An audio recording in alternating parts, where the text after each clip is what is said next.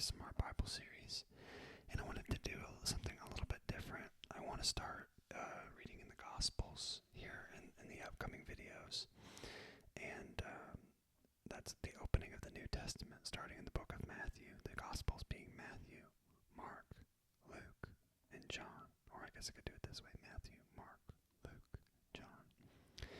And leading into that, leading into the New Testament, there's a section in this Bible that I have that's the background to the New Testament. And with that, there's just some general information that I thought might be interesting to read to contextualize the era in which we will be reading, and some of the features that distinguished that culture. It's crazy that all these years later we're talking about relations between Judea and Palestine. And so I'm going to read a little bit. I'm not going to provide any commentary on that specifically, but as far as the relationship between Judea and Palestine and how they interacted with each other and what the culture was like, I do want to get into that. So really, the theme of this video is going to be the culture of the era and the timeline of things that happened in the world and in the Bible and how they kind of overlapped, and just kind of indicate a level of correspondence between the two. So as usual, if you like this video and videos like it, please share them with a friend who might also enjoy them. Leave the video a like. It causes those videos to be promoted with the algorithm to others. And if you like these videos, if you've watched a few of them and you like the content that I'm making, please subscribe. It helps me continue to make videos for you all. So with that out of the way, we'll go ahead and get into Judea and Palestine and the time between the Testaments, and then we'll read on through different events that happened in the era, just so you know what to expect. In the decades following the destruction of Jerusalem by Babylon in 586 BC, there was a sharp decline in urban life in Judah, accompanied by an increase in the number of small rural settlements throughout the area. It seems as though most of the people who remained in the land moved from the larger cities to the periphery, although actual population estimates are notoriously difficult to determine. Archaeological evidence now also indicates that by and large the heartland of the now defunct Judean kingdom was disadvantaged economically, yet not everyone was poor. The Persians gained control of Judah in 539 BC without military conflict. As a result, there was no destruction layers in the archaeological record of Judah in this era, and the material culture of the region remained relatively stable for the next 100 years. 100 years. Persia encouraged the cities of the southeast Mediterranean coast to prosper economically in order to support their push to Egypt and the Aegean. Because it was in the best interest of Persia's growing empire to foster local economies on the coast, the port cities of Phoenicia and those lining Israel's coastal plain thrived. As the Persians pushed west, Hellenistic culture moved the other direction onto the coast from the Aegean. Ports such as Tyre and Sidon, Akko, Dor, Joppa, Ashdod, Ashkelon, and Gaza all enjoyed a lively economy as a result. Life on the coast was active and profitable, and those who availed themselves to the top opportunities at hand became prosperous. Thus, among the imported Greek pottery uncovered in the region is finely made Attic ware. These are beautifully contoured vessels on which realistic human figures were depicted in beige or red on a dark background. Coins of all types have been found in the remains of cities of the southeast Mediterranean during the Persian period, including gold Persian derricks and a variety of gold coins minted in Greece, mostly Athenian. Their presence signals a change from barter to monetary economy, which was crucial for long-distance trade to flourish. Coins minted in Tyre and Sidon in the 4th century BC were mostly small change, an indication that local economies also flourished by the end of the Persian period. Local coins were struck at Samaria, Ashkelon, Gaza, and Jerusalem. Those minted in Jerusalem bore the inscription Yid for Yehud, the official Persian name of the province that included Jerusalem and its hill country.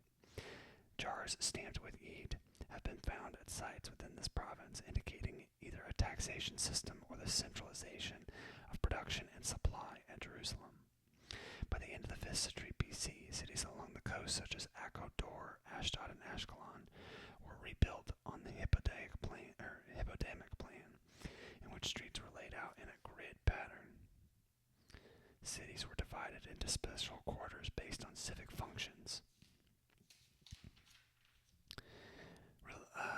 This indicates that urban societies were becoming less tied to family groupings than they were during the Judean monarchy.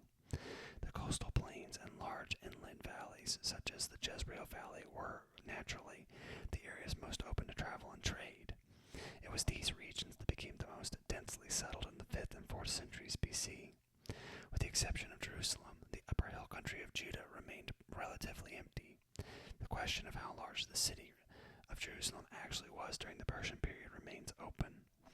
Archaeological evidence is scant yet sufficient to suggest that the city slowly gained position and strength in the period, thanks in no small measure to the initial work of Ezra and Nehemiah.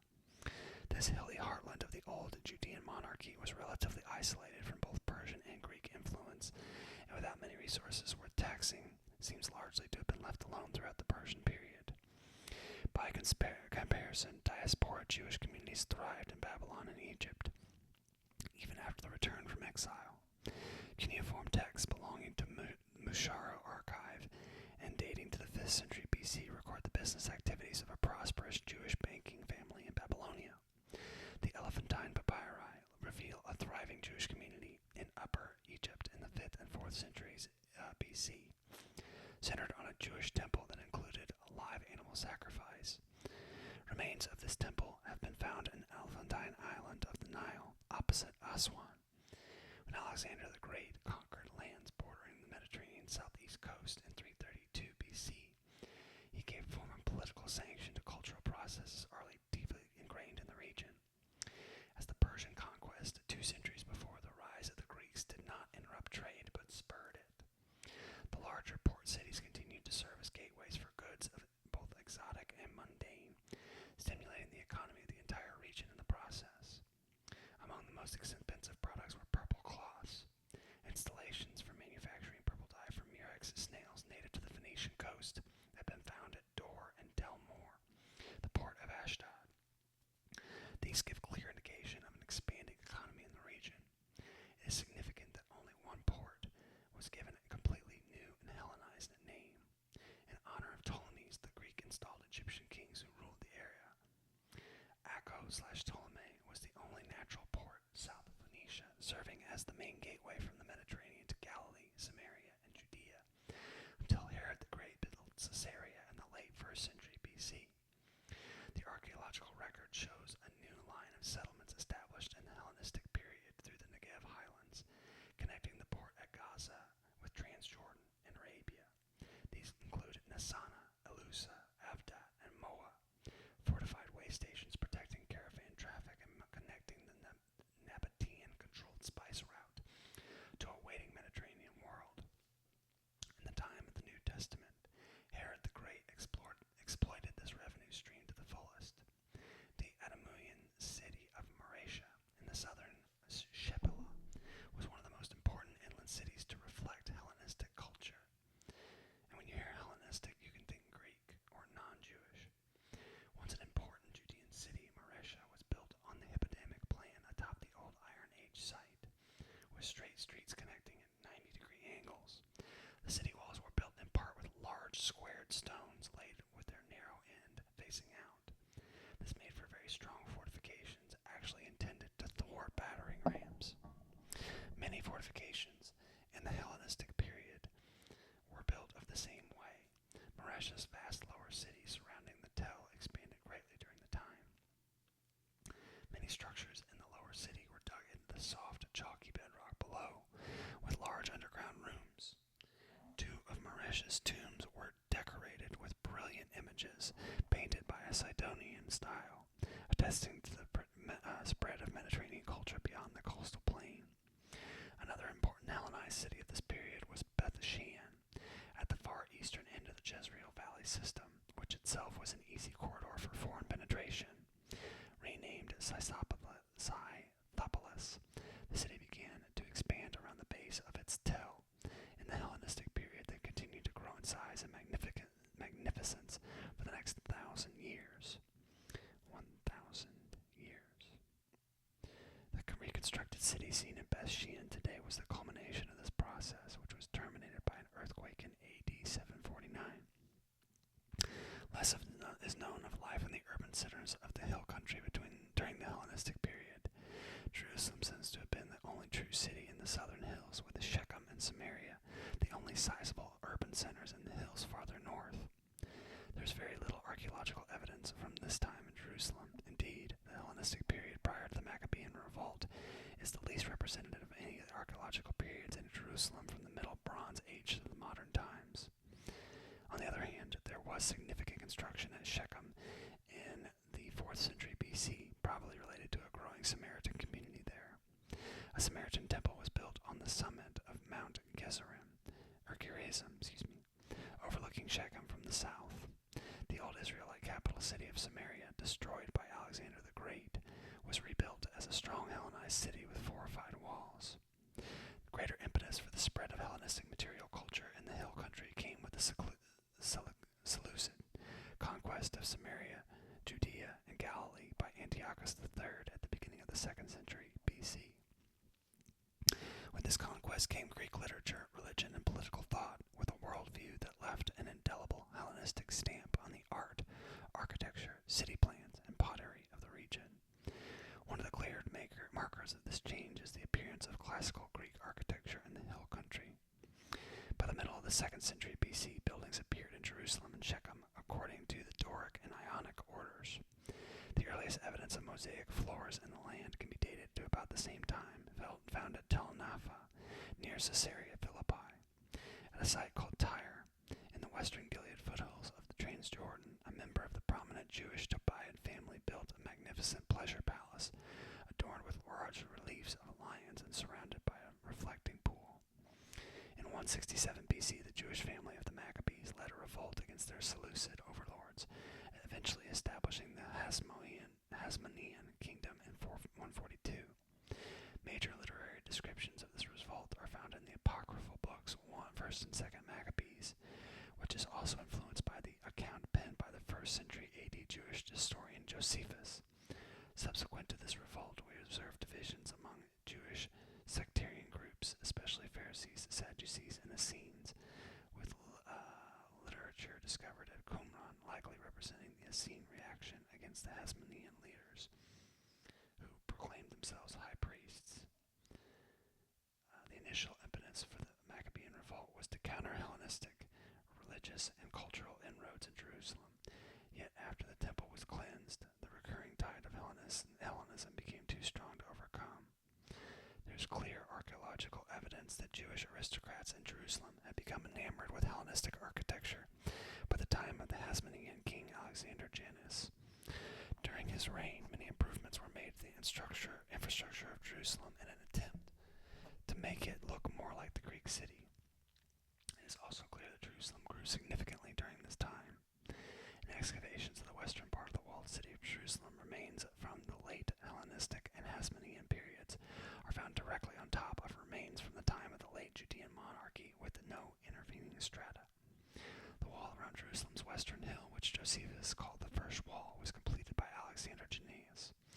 Remains of this wall, decorated with wide margins and rough projecting rocks, can be seen at several places with the current wall of the old city of Jerusalem. The Temple Mount was also enlarged by extending its platform southward, as indicated by a slight bend in its eastern retaining wall. The Hasmonean kings built an aqueduct to bring water to Jerusalem from the Hebron Hills, 25 miles south of the city. This aqueduct would be lengthened and improved by Herod the Great and Pontius Pilate over the course of the next century. Evidence of the conspicuous wealth among Jerusalem's elite from this period can be seen in the remains of several large monumental tombs, decorated in styles that combine the Doric and Ionic orders with Egyptian and Nabatean motifs. Large Rhodian amphora jars used for shipping wine and other commodities from the Aegean have been found in the Hasmonean Jerusalem and at many other sites throughout the region. These witnesses to an active trade of expressive commodities, even to sites high in the hill country. Coins issued by Alexander Jannaeus included designs from the Aegean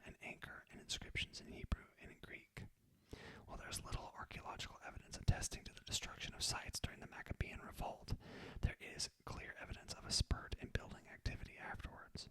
Most notable is a sharp increase in the number of sites in the hill country of Judea outside of Jerusalem, as well as Samaria and Galilee. These include agricultural settlements and strategic outposts. Most dramatic are the luxurious palace fortresses at Alexandrium in Samaria, Hyrcania in the Judean wilderness, and Machaerus in Transjordan. At Jericho, the Hasmonean kings built opulent palaces with pools, gardens, bathhouses, columned porticos, frescoed walls, and mosaic floors. Herod the Great would make each of these more luxurious by the end of the 1st century. Together, these palaces indicate a revival of Jewish kingdom attempting to mimic the Old Testament monarchy centered on Jerusalem. Altogether, the archaeological records points to a rich, lively, dynamic period immediately prior to the Roman conquest of Judea by Pompey in 63 BC and the subsequent rise of the Herodian dynasty. Here's one of those Jewish copper coins that was referred to. Now, for those of you who don't like history like I do, that could be good sleeping material. So if you fell asleep during that, then I guess I have indirectly succeeded in what I wanted to provide you all with in getting some rest. So there's a variety of different things here, but what I really wanted to share with you is this portion here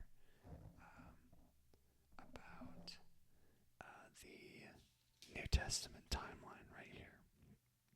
So the New Testament timeline, and then I want to share the intertestamental events timeline.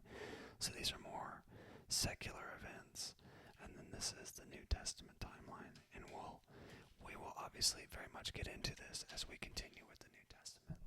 So I want to read these timelines to you, and then we'll probably pick up with Matthew chapter 1 in our next Bible series video. May read a little bit more. There's some stuff about the Dead Sea Scrolls and life and in Judea, like daily life, that I think would be interesting as well. But we'll go ahead and read this now. So, in what is an approximate date, any asterisk is an approximate date. So it says in 5 BC, Jesus is born in Jerusalem. In 4 BC, Jesus' family flees to Egypt to escape from Herod's plan to kill Jesus. Herod dies, and Judas and others rebel, requiring the Syrian governor Varus to intervene throughout Palestine. Sepphoris, a city 4 miles from Nazareth, is destroyed by Roman soldiers. Judea, Samaria, and Idumea are given to Herod's son Archelaus. Galilee and Perea are given to his son Antipas. Jesus' family, after returning from Egypt, resides in Nazareth, a small village in southern Galilee. 6 AD, Archelaus is exiled for incompetence. Judea becomes a Roman province, and Judas the Galilean leads a revolt against the tax census. The governor of Syria, Quirinius, appoints Annas the high priest, and he's the high priest that presides over Jesus' crucifixion. AD 8, Jesus at age 12 interacts with the teachers in the temple. And then AD 8 through 28 or 30, Jesus works as a carpenter in Nazareth and probably in neighboring villages in Sepphoris, which was being rebuilt. John the Baptist begins his ministry around the Jordan River in AD 28 or 29 because John the Baptist was right around Jesus' age. Jesus begins his ministry in Judea, but soon focuses his efforts in Galilee. In Jerusalem, Pharisees trained disciples. So Pharisees like Gamaliel trained disciples like Paul in their tradition, or at that time he was Saul. They sent a delegation to Galilee, but the delegation rejects Jesus' teaching. In Alexandria, Philo attempts to unify Greek philosophy with Hebrew scripture. AD 33, Jesus returns to Judea, is crucified, and resurrected. James, the brother of Jesus, becomes a believer after witnessing the resurrected Jesus. Jesus ascends to the Father's right hand, and his followers receive the Holy Spirit at Pentecost and begin to proclaim the gospel. In AD 34, Paul witnesses the resurrected Lord on the way to Damascus and is commissioned as an apostle to the nations. 34 37, Paul ministers to Damascus and Arabia. In 36, Pilate loses his position for incompetence. Paul meets with Peter in Jerusalem in 36. 37 through 45, Paul ministers in Syria, Tarsus, and Cilicia. In 38, Peter witnesses to Cornelius in Acts 10. In 39, Antipas is exiled. James writes his letter to believers outside Palestine in 40 through 45 AD. Agrippa, Herod the Great's grandson, rules Palestine, and he kills James, the brother of John, and imprisons Peter in 41 through 44. Paul receives his thorn in the flesh in 42 through 44. Peter leaves Jerusalem, and Agrippa is killed by an angel of the Lord. Theudas persuades many Jews to sell their possessions and follow him into the wilderness, where he claimed he would miraculously divide the Jordan River. Roman procurator Fadus dispatches his cavalry and beheads the would-be Messiah. And Theudas is referenced in the early, when discussing the early church. The secular leaders were discussing the church, and they said, if this is real, nothing we can do will stop it. But if it's like Theudas, then it will go away on its own. Paul's second visit to Jerusalem during a time of famine is 40 through 44 to 47. Paul's first missionary journey with Barnabas to Antioch, from Antioch to Cyprus, Antioch and Pisidia, Iconium, and Lystra, 46-47. The Roman procurator Tiberius Alexander crucifies his sons Jacob and Simon. Paul writes Galatians in 48.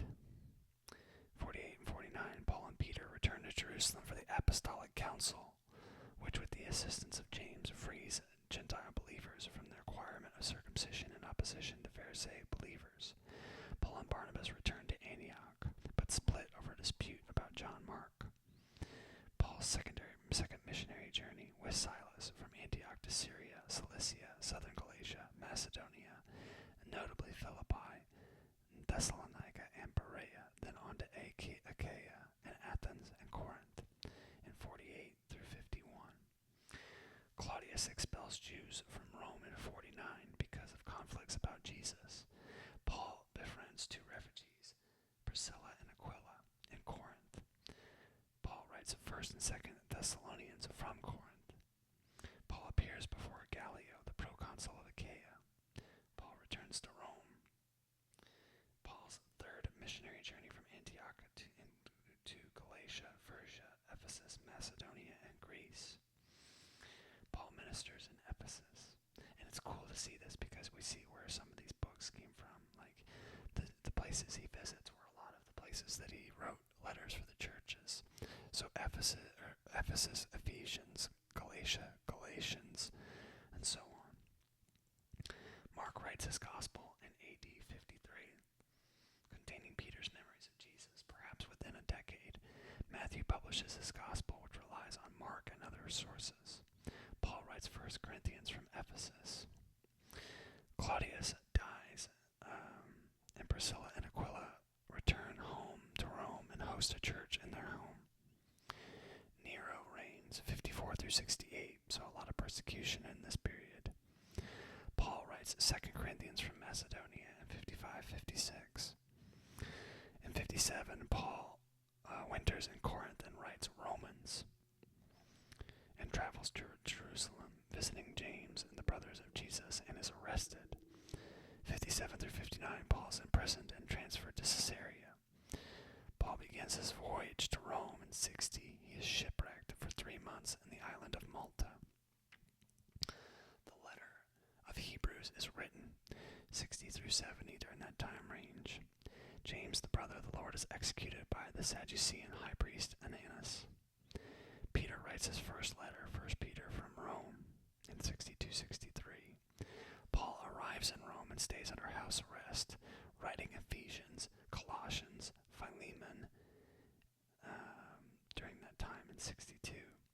Luke, Paul's physician and companion, writes Luke and Acts. Paul is released in 64 and extends his mission, writing 1 Timothy from Macedonia and Titus from Nicopolis. He is rearrested in Rome. Work on the temple complex is completed in That's in 64. Nero blames and kills many Christians. Peter writes his second letter, 2 Peter. Jude writes his letter. Paul writes 2 Timothy. Paul and Peter are martyred in Rome in 64 through 67. The First Jewish-Roman War begins with a riot between Greeks and Jews at Caesarea. Roman procurator Florus is murdered and a Roman garrison wiped out. Menahem, son or grandson of Judas the Galilean, murders the high priest Ananias and seizes control of the temple. Nero dispatches Vespasian with 3 legions. 67. There's a lot happening in this 3 to 5 year period here. Romans destroy the Qumran community, who beforehand hid the so-called Dead Sea Scrolls in nearby caves. Nero commits his suicide in 68. Rebellion is quelled in Galilee and Samaria in 69. Vespasian becomes emperor. Titus, Vespasian's son, after a 5-year siege of Jerusalem, destroys the temple after desecrating it. The temple's menorah, Torah, and veil are removed and later put on display in a victory parade in Rome. The influence of the Sadducees ends, and the Pharisee Johanan ben Zakkai escapes and convinces the Romans to allow him and others to settle in Jamnia, where they found a school. In 73, before Roman general Silva breaches the fortress, 936 Jewish rebels commit suicide. Titus has an affair with the Jewish princess Bernice, the sister of Agrippa II, who he later abandons because of the scandal. In 77, Pliny the Elder writes natural history. 77 and 78, Josephus publishes Jewish War in Rome. 79, Pompeii and Herculaneum are destroyed by the disruption of Vesuvius, and Pliny the Elder dies attempting to investigate. The Arch of Titus, celebrating his destruction of the temple, is erected in Rome. Domitian, Titus's brother, persecutes Christians among the Roman nobility, including his own relatives, Clemens and Domitilla. John writes his letters in Ephesus in 85 through 89. John writes his gospel in Ephesus. Josephus publishes Jewish antiquities, and Domitian exiles philosophers from Rome. Amidst persecution, Clement, a ruler in the Roman Church, writes his letter to the Corinthians, appealing for peace between men and elders. Exiled by Domitian to Patmos, John writes Revelation in 95 or 96. And then Nerva, the first of 5 good emperors, ends the official persecution in 96 through 98.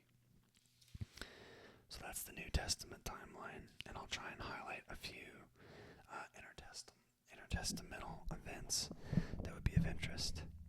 So in 334, Alexander the Great sweeps through Asia Minor and conquers the Persian Empire. What else? Alexander the Great's death in 323. He died in 323. And then the 4 generals divide the conquered territory, and that's through 323 to 281. Let's see. What else?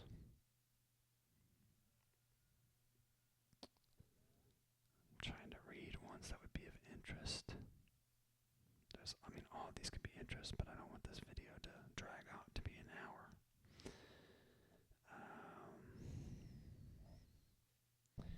Jewish independence is recognized by the Seleucid king Demetrius II Nicator. That's in 142.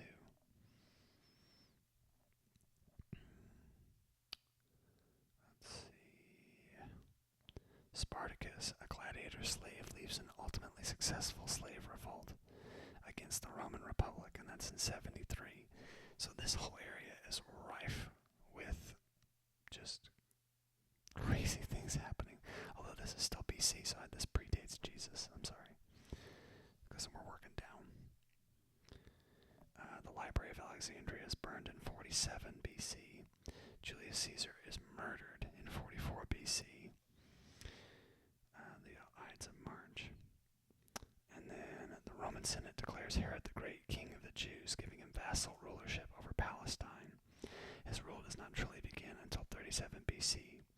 However, when he is able to capture Jerusalem from Antigonus, Herod the Great. So this is the Herod who wants to meet Jesus to kill him. He's the one that commissions the wise men.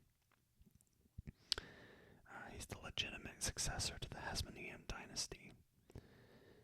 He fortifies Masada, a mountaintop fortress in southeast Israel on the southwest shore of the Dead Sea, as a refuge. And let's see, Egypt becomes a Roman province in 30 BC. And Jesus of Nazareth is born in 85, or BC 5. And then Herod the Great dies in 4. And that his death precipitated Joseph and Mary returning from Egypt back to Israel. So, I think that's everything I want to touch on in this video today. I'll get into different archaeological finds and other videos that we do. And I'll probably read this Daily Life in Judea and Palestine just for context and to be of interest in future videos. But I think for today, we'll go ahead and draw this one to a close. And we'll pick up in the reading of Matthew chapter 1 next time. So, as always, thank you for watching. Please feel free to leave any commentary for anything you'd like to see more of or might see different. And just know how much I appreciate you all taking the time to watch. As always, I hope you have a great rest of your day, and we'll see you soon.